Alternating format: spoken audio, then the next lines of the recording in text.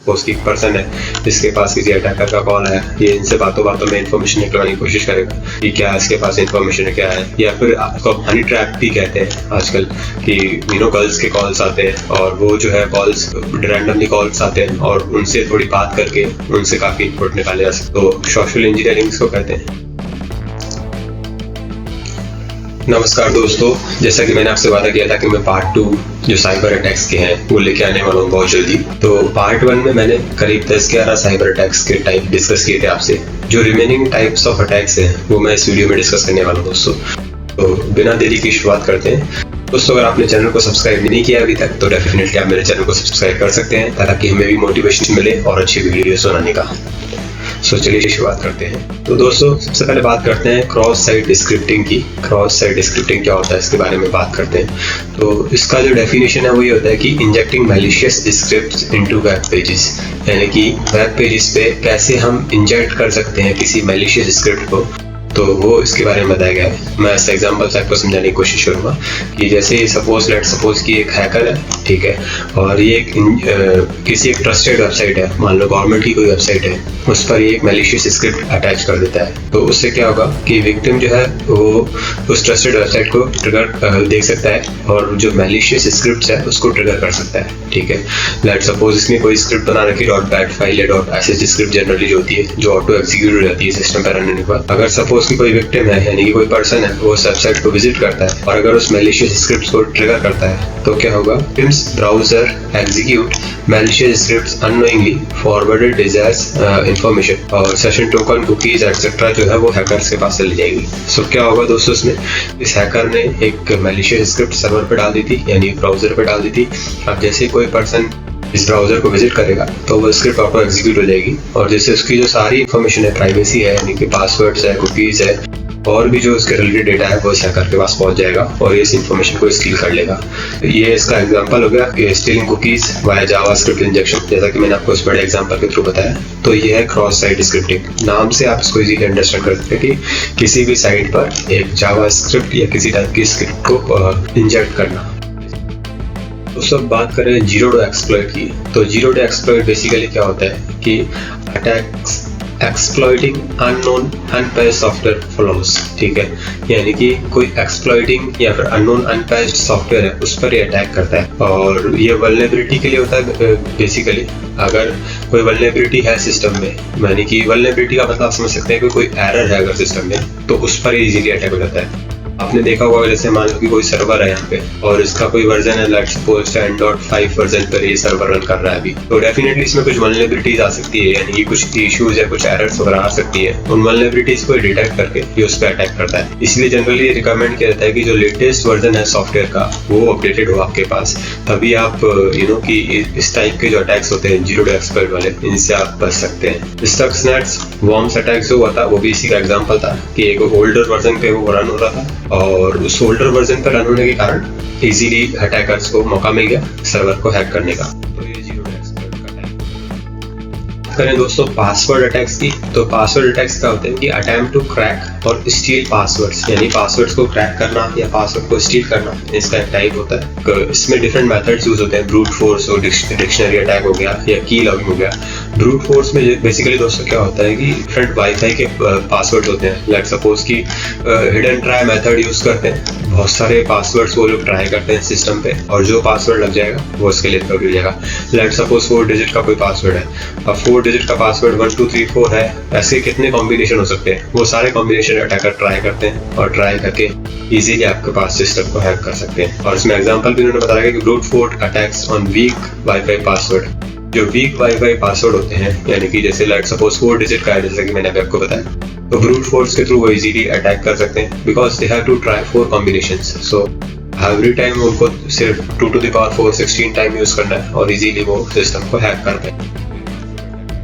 बात करूँ insider threat की, ये जो होता है ये सिक्योरिटी थ्रेट होता है from within organization. Internal teammates ही है कोई, या इंटरनल टीम में कोई बंदा है जिसको पासवर्ड्स वगैरह पता है या इंटरनल इन्फॉर्मेशन पता है, तो वो उसका मिसयूज कर सकता है। तो for example employee misuse access rights, अगर आपके कोई एम्प्लॉय है किसी ऑर्गेनाइजेशन में तो वो एक्सेस राइट को मिसयूज कर सकता है। का एग्जांपल जो है डेटा थेफ्ट बाय डिसग्रंटलेड स्टाफ, ठीक है। अगर कोई डेटा की चोरी हो गई, मतलब कि कोई डेटाबेस है हम लोगों के पास, जैसे कि generally different database system run होता है, लेट्स सपोज कि कोई ऑरेकल का डेटाबेस है, ठीक है। अब इसका एक्सेस काफी सारे लोगों के पास है, तो इसमें क्या होगा कि जो अगर कोई यूजर चाहे तो वो इसकी इंफॉर्मेशन को मार्केट में सील कर सकता है, कोई इंटरनल यूजर अगर चाहे तो ये जो है ये यूजर ये इस इंफॉर्मेशन को बाहर भेज सकता है। तो ये इसका एग्जांपल होगा इनसाइडर थ्रेट का। सोशल इंजीनियरिंग की दोस्तों, तो सोशल इंजीनियरिंग में क्या होता है कि manipulating people to gain confidential information, यानी कि लोगों को मैनिपुलेट करना, यानी उन्हें थोड़ा मूर्ख बनाना या बेवकूफ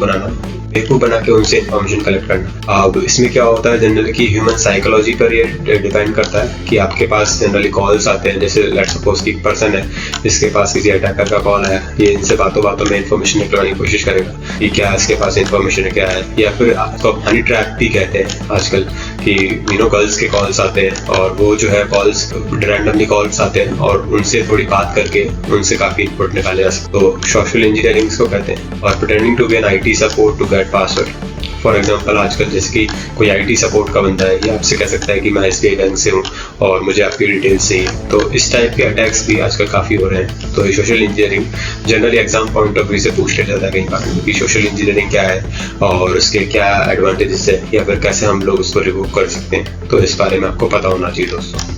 मैं बात करूँ DNS spoofing and cash poisoning की, तो DNS स्पूफिंग मैंने इनिशियली आपको बताया था जब मैं बेसिक्स ऑफ साइबर सिक्योरिटी आपको बता रहा था। तो उसमें क्या होता है कि DNS सबसे पहले आपको पता होना चाहिए, इसका बेसिक टर्मिनोलॉजी क्या होना चाहिए। DNS होता है domain name server. So let's suppose कि ये कोई वेबसाइट है, ये एक यूजर है यहाँ पे, ठीक है, ये एक यूजर है और ये यूजर जो है ये रिक्वेस्ट कर रहा है SBI की वेबसाइट को, यानी कि SBI.com को रिक्वेस्ट कर रहा है। लेट्स अज्यूम करना कि ये रिक्वेस्ट कर रहा है साइट को। अब अगर यहाँ पे DNS स्पूफिंग है अगर इनेबल, तो ये जो है URL इसके एक्चुअल IP पे रिडायरेक्ट नहीं होके किसी एक स्पूफिंग IP पे रिडायरेक्ट होगा, जो कि एक मैलिशियस होगा। वो ऐसा लगेगा कि वो एक्चुअली SBI की साइट ही है, पर वो इस साइट पे ना होकर किसी और साइट पे इसको रिडायरेक्ट करेगा, ठीक है। और जैसे ही यूजर अपना क्रेडेंशियल्स डालेगा, यूजर नेम एंड पासवर्ड, तो वो इजीली इस साइट्स के, यानी कि वो इसकी यूजर की इंफॉर्मेशन इजीली एक्सेस कर सकता है और उसके सिस्टम, इसकी जो साइट है यानी कि इसका जो ऑथेंटिकेशन है उसको इजीली ब्रेक कर सकता है। सेंड, इसका ये एक्सप्लेनेशन होगा कि सेंड यूजर टू फेक और मैलिशियस साइट, जैसा कि मैंने आपको भी स्पूफिंग में बताया कि ऐसे करके इसको मैलिशियस साइट भेजता है, redirecting back site to phishing page. तो ये आप इजीली इसको समझ सकते हैं। स्पूफिंग के मतलब से आप समझ जाएंगे कि स्पूफिंग क्या होता है कि किसी को घुमाना, एक तरह से किसी और वे में घुमाना। सो DNS लग गया आगे तो URL की एक तरह से स्पूफिंग हो जाएगी। तो आप बाय नेम इसको इजीली अंडरस्टैंड कर सकते हैं दोस्तों, ठीक है। तो बात करूँ IoT बेस्ड अटैक की। IoT बेस्ड अटैक क्या होता है कि जो इंटरनेट ऑफ थिंग्स की, IoT आजकल बहुत चल रहा है, जैसे कि आप जानते हैं कि IoT इंटरनेट ऑफ थिंग्स होता है। तो इसकी जो डिवाइसेस है, यानी कि इसके जो यूजेस हैं, उस पर कैसे अटैक किया जाता है, तो उसके बारे में इसमें बताया गया है दोस्तों। तो बेसिकली दोस्तों क्या होता है कि जो IoT डिवाइस है, जैसे कि स्मार्ट कैमरास हो गए या थर्मोस्टेट्स हो गए, राउटर्स हो गए या वेयरेबल्स जैसे वॉचेस वगैरह हो गई, उनकी जो IoT डिवाइसेस है उन पर अटैक किया जाता है इसमें, ठीक है, कोई वल्नरेबिलिटीज के थ्रू, किसी और वे के थ्रू।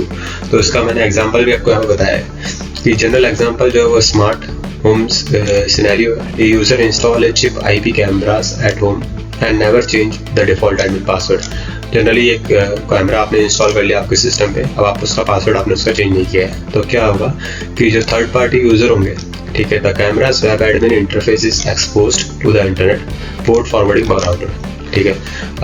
जो इसका वेब एडमिन का जो इंटरफेस है वो थर्ड पार्टी के पास इजीली जा सकता है, क्योंकि आप वो जो राउटर में होता है वो पोर्ट के थ्रू फॉरवर्डिंग होती है, ठीक है। और एक attacker stacks IP range, find the camera, log in the default credential, ठीक है। क्योंकि जैसे मोस्ट ऑफ द टाइम क्या होता है कि एडमिन इनका यूजर नेम और पासवर्ड होता है, तो इसके थ्रू वो इजीली उस साइट पर जा सकता है, ठीक है। The attacker upload a light weight backdoor and configure the camera to accept remote commands, ठीक है। अब यहाँ पे ये अटैकर के पास जैसे एडमिन का क्रेडेंशियल आ जाएगा, तो ये रिमोट कमांड के थ्रू उसको कॉन्फ़िगर कर सकता है। कॉन्फ़िगर करने के बाद जितनी भी इंफॉर्मेशन उस कैमरे में रिकॉर्ड हो रही है वो अटैकर देख सकता है, यानी कि जो यूजर ने कैमरा अपने पर्पस के लिए लगाया था, वो जो कैमरा है वो अटैकर इजीली सारी इन्फॉर्मेशन यहाँ पे देख सकता है। तो ये IoT बेस्ड अटैक का एक एग्जांपल होगा दोस्तों। मैं बात करूँ सप्लाई चेन अटैक की, तो सप्लाई चेन अटैक क्या होता है दोस्तों कि it's a type of a cyber attack where the attackers target a less secure element in the supply chain of a product or a service instead of attacking the main target directly। ठीक है, so main target को directly attack करने के बजाय supporters जो होते हैं या फिर जो लेस सिक्योर एलिमेंट्स है उस पर अटैकर अटैक करता है, इसीलिए इसको सप्लाई चेन अटैक करते हैं। ठीक है, इसका जो गोल होता है वो ये होता है कि to compromise the software, hardware और service at some point in its development or distribution process so that it can eventually affect the end user। तो सप्लाई चेन में यानी कि सप्लाई चेन को ब्रेक करना इसका मेन मोटिव होता है, to break the supply chain, ये इसका मेन मोटिव है दोस्तों।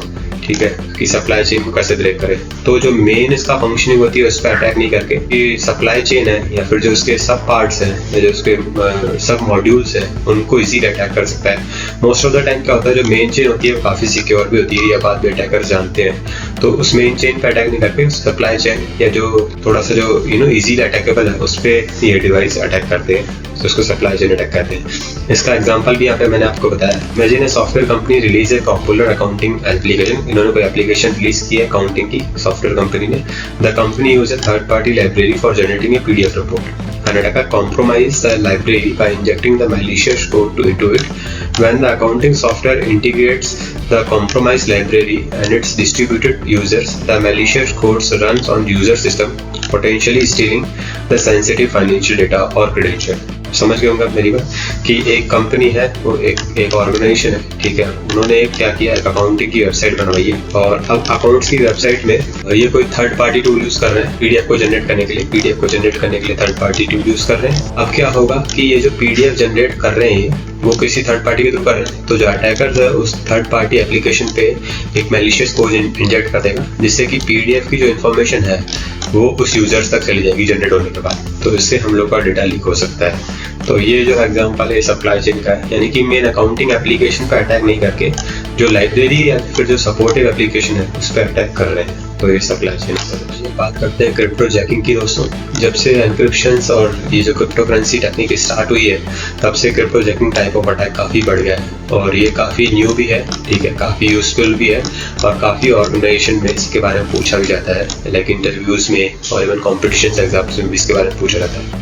तो आइए जानते हैं। It's a type of cyber attack where an attacker secretly use someone else resources like CPU और GPU to mine crypto currency without the victims consent, यानी कि विक्टिम की या फिर जो पर्सन है जिसके वो यूज कर रहे हैं सिस्टम, उसकी विदाउट नॉलेज में उसको लिए उसके CPU और GPU को यूज किया जाता है। ठीक है, the victim usually does not notice it's immediately but their systems performance slow down. ठीक है, electively यूजिंग इंक्रीज और वियर आउट फास्टर, इससे क्या होगा कि इसका सिस्टम जो है वो डाउन हो जाएगा या फिर बहुत ज़्यादा स्लो हो जाएगा। मान लो कि आपको कोई कंप्यूटर है या CPU है, अब उसमें एक फिक्स रैम होती है, 12 GB है या 16 GB है। अब सपोज करो कि इस रैम में से भी कुछ रैम जो है वो कोई थर्ड पर्सन यूज़ कर ले, तो आपके सिस्टम की रैम तो काफ़ी कम हो जाएगी, तो आप डेफिनेटली आपको इस सिस्टम पे परफॉर्मेंस पे इम्पैक्ट होने वाला है। तो इस टाइप का जो अटैक होता है वो क्रिप्टो जैकिंग के अंदर आता है। Runs hidden mining scripts consuming resources, इसका एक्सप्लेनेशन होगा कि कोई भी एक माइनिंग स्क्रिप्ट रन कर ली जिससे कि उसके रिसोर्स का करेगी, कंज्यूम करेगी। तो दोस्तों मैंने इसका एग्जांपल आपको बता रखा है। You have a website that appears normal,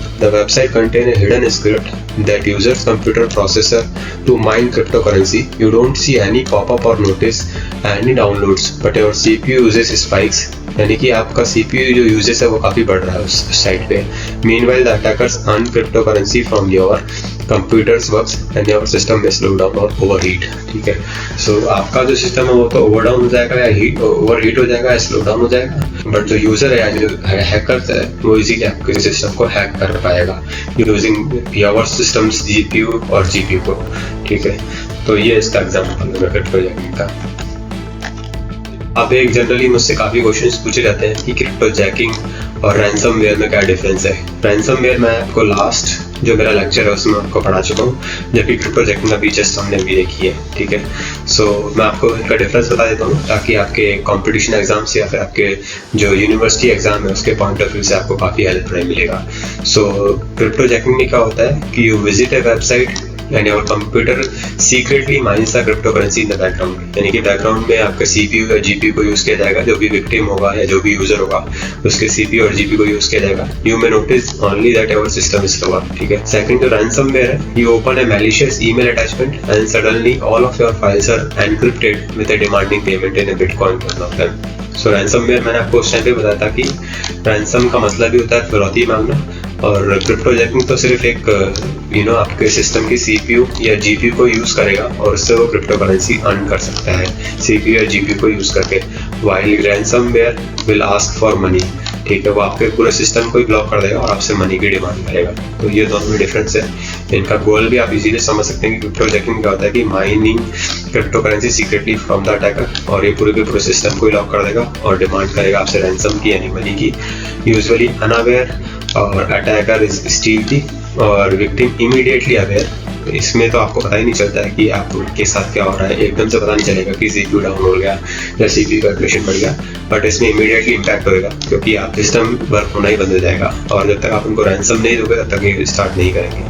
और इसमें परफॉर्मेंस स्लो हो सकती है, इसमें फाइल जो है वो इनएक्सेसिबल हो जाएगी, ठीक है। हाई CPU यूटिलाइजेशन हो जाएगा। क्रिप्टो जैकिंग उसमें CPU यूटिलाइजेशन हाई हो जाएगा क्योंकि इजीली हैकेबल है थर्ड पार्टी के लिए, और इसमें जो है थर्ड पार्टी पर ही एक्सेसिबल है, जबकि इसमें क्या होगा कि ये इनएक्सेसिबल फाइल हो जाएगी। और इसमें जो मेथड ऑफ अटैक है, हिडन स्क्रिप्ट वेबसाइट यूज करते हैं या फिर इन्फेक्टेड सॉफ्टवेयर यूज कर सकते हैं। इसमें जो होता है वो मैलिशियस अटैचमेंट या फिर डाउनलोड्स या फिशिंग लिंक्स के थ्रू रैंसमवेयर में अटैक होता है। और financial gains attackers earn crypto currency, जैसा कि मैंने आपको बताया। और इसमें attacker gets direct ransom payment, इसमें डायरेक्ट पेमेंट की डिमांड करते हैं।